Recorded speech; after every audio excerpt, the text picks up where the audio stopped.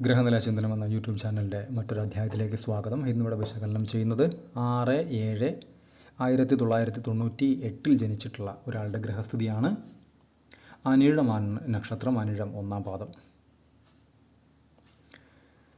ഇദ്ദേഹത്തിൻ്റെ ഗ്രഹനില എന്ന് പറയുന്നത് മിഥുന ലഗ്നം, ലഗ്നത്തിൽ സൂര്യൻ, കുജൻ, ലഗ്നാധിപനായിട്ടുള്ള ഗ്രഹം ബുധൻ, 2-ൽ കർക്കിടകത്തിൽ, 3-ൽ രാഹു, 4, 5 ഭാവങ്ങൾ ശൂന്യം, 6-ൽ നീചസ്ഥനായി ചന്ദ്രൻ, 7, 8 ഭാവങ്ങൾ ശൂന്യം, 9-ൽ ഭാഗ്യസ്ഥാനത്ത് കേതു, ഗുളികൻ, 10-ൽ ഹംസയോഗത്തോടുകൂടി വ്യാഴം, 11-ൽ നീചത്തിൽ ശനി, 12-ൽ ശുക്രൻ്റെ ക്ഷേത്രത്തിൽ ശുക്രൻ. ഇതാണ് ഇദ്ദേഹത്തിൻ്റെ ഗ്രഹസ്ഥിതി.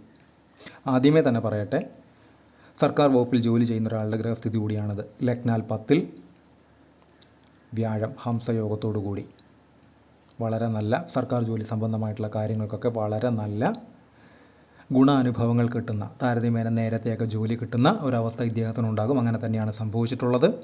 പിന്നെ ഇദ്ദേഹത്തിൻ്റെ ബുധലഗ്നമാണ്. ലഗ്നത്തിൽ സൂര്യൻ, കുജൻ.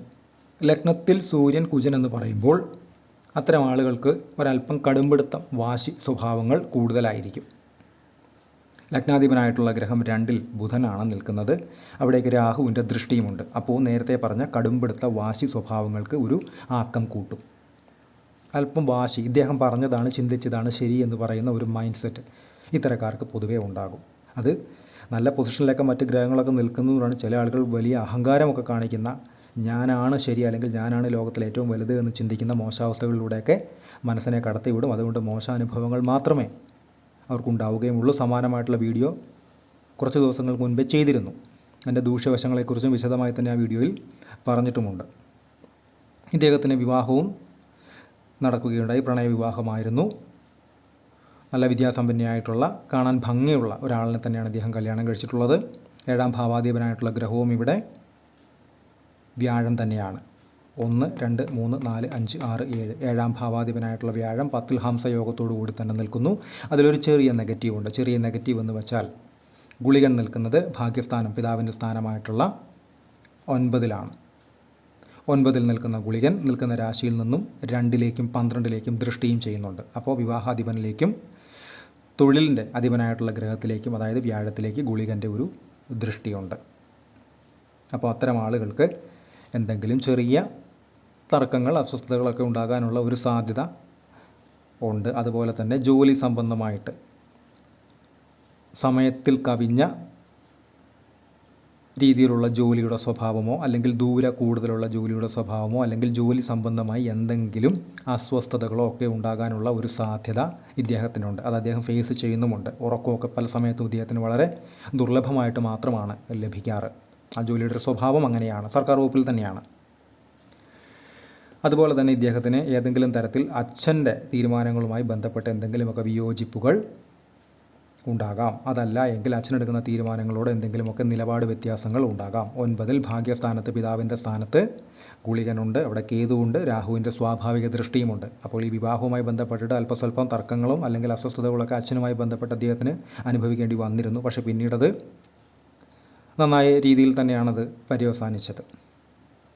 അതുപോലെ തന്നെ ഇത്തരം ആളുകൾക്ക് പൊതുവെ ഇവിടെ ശ്രദ്ധിക്കേണ്ടുന്ന കാര്യമെന്ന് പറയുന്നത്, ലഗ്നത്തിൽ സൂര്യൻ, കുജൻ, ഇത്തരം ആളുകൾക്ക് സർക്കാർ വിഭാഗങ്ങളുമായി ബന്ധപ്പെട്ട് ജോലി ചെയ്യാനുള്ള ഒരു ഭാഗ്യാനുഭവം പൊതുവെ ലഗ്നം കൊണ്ട് തന്നെ കണ്ടുവരുന്നുണ്ട്.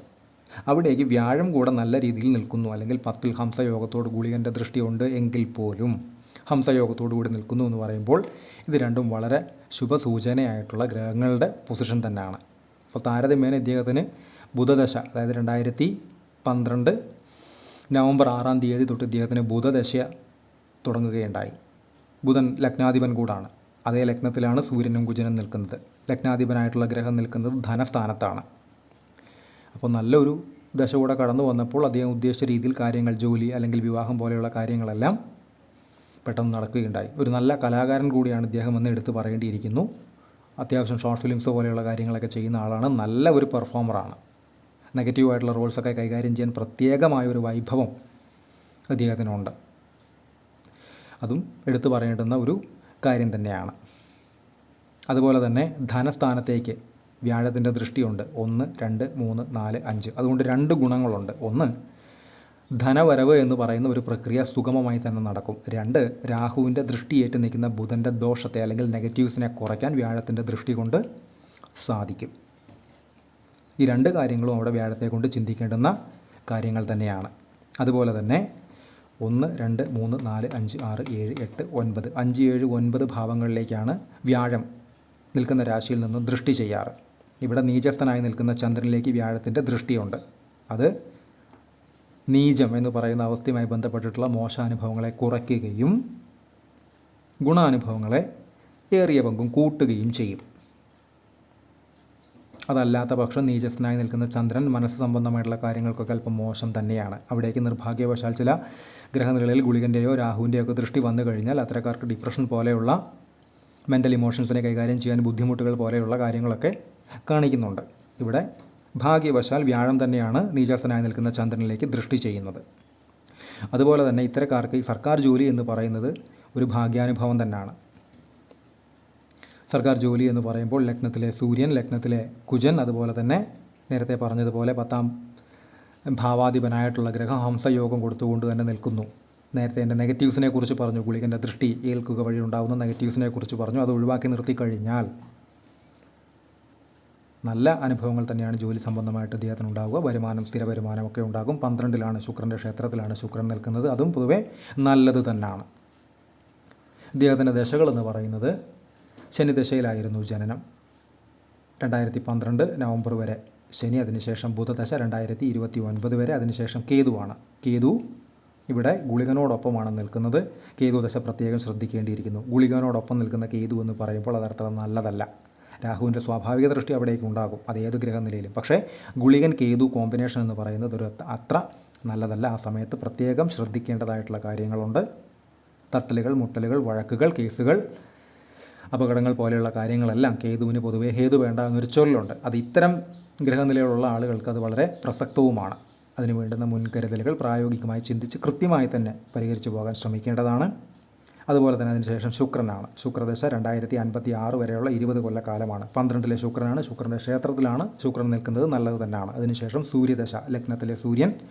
അതിനുശേഷം ചന്ദ്രദശ 10 കൊല്ലം 2072 വരെ. അതിനുശേഷമാണ് കുജദശ, രാഹു. ഇങ്ങനെയാണ് ഇദ്ദേഹത്തിൻ്റെ ദശകൾ കടന്നു പോകുന്നത്. ഇദ്ദേഹത്തിന് ഇപ്പോഴത്തെ നടപ്പ് ദശാപഹാരം എന്ന് പറയുന്നത് ബുധദശയിൽ ഗുരുവിൻ്റെ അപഹാരമാണ്. 21/11/2024 തൊട്ട് 27/2/2027 വരെയുള്ള കാലം ബുധദശയിൽ ഗുരുവിൻ്റെ അപഹാരമാണ്. നല്ല സമയം തന്നെയാണ്, കുഴപ്പമൊന്നുമില്ല. പക്ഷേ ഈ ഗുളികനുമായി ബന്ധപ്പെട്ട് നിൽക്കുന്ന ഗുരു എന്ന് പറയുമ്പോൾ ഒരല്പം ശ്രദ്ധ, ഒരു ജാഗ്രത അതിൽ പുലർത്തി തന്നെ പോവുക, അത്രയേ ഉള്ളൂ. കൺസൾട്ടേഷൻ ആവശ്യമുള്ള ആളുകൾക്ക് ഈ നമ്പറിൽ കോൺടാക്റ്റ് ചെയ്യാവുന്നതാണ്. കോൺടാക്റ്റ് ഡീറ്റെയിൽസ് ഡിസ്ക്രിപ്ഷനിൽ കൊടുത്തിട്ടുണ്ട്. ഇത്തരം വീഡിയോസ് ഇനിയും തുടരും. നന്ദി.